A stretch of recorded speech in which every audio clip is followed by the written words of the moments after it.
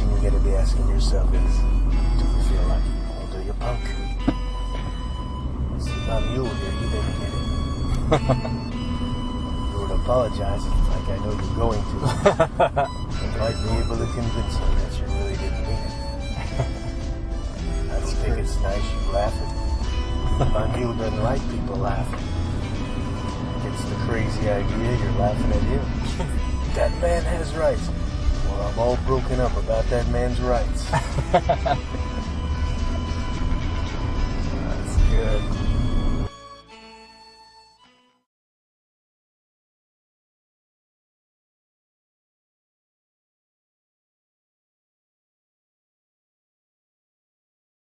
First one is focused on the community. Church as a community, what that really means and what that looks like. I mean, and that's a buzzword that's thrown around all the time. Gosh, I've heard many institutional churches talk about authentic community, and yet when you meet the people there, they hardly know one another. And they only see one another once a week. I mean, that's not community, in my mind. Community is a shared life. It's where you are basically sharing your entire life, your family, with other believers, and you've got to be in relatively close distance to them to have that. It doesn't work if you're 45 minutes away, you know, not in our day. So anyway, that's the first thing. It's community and meetings. That's the first section. And so some of the chapters are entitled Reimagining Our Church Meetings, Reimagining the Lord's Supper, Reimagining the Church's Family, Reimagining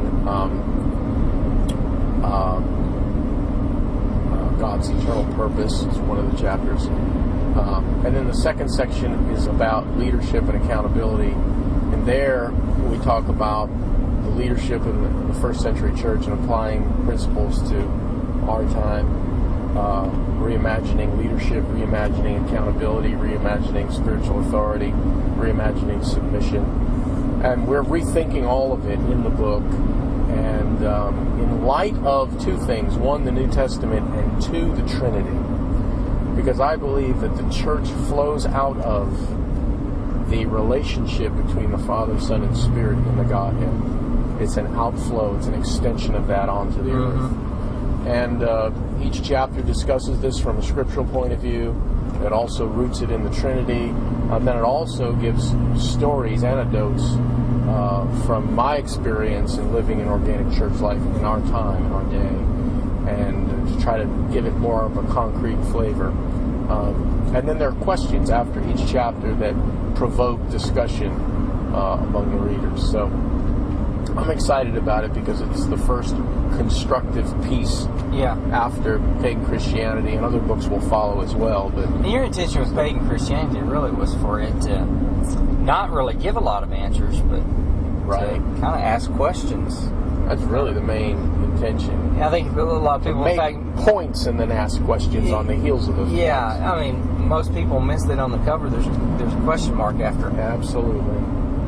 Absolutely. Is our Christianity really pagan? Of course, we believe it is, but then we're pressing that question to the reader. And really, the question we keep asking, and you'll see this in the book, is what we're doing today, knowing where it came from, and knowing much of the pragmatic effects, is it a departure from God's intention for the church, or is it a development of God's intention for the church? That's really the question. And of course we come out on that saying, well, it's a departure, but we'll leave it to the reader to decide that.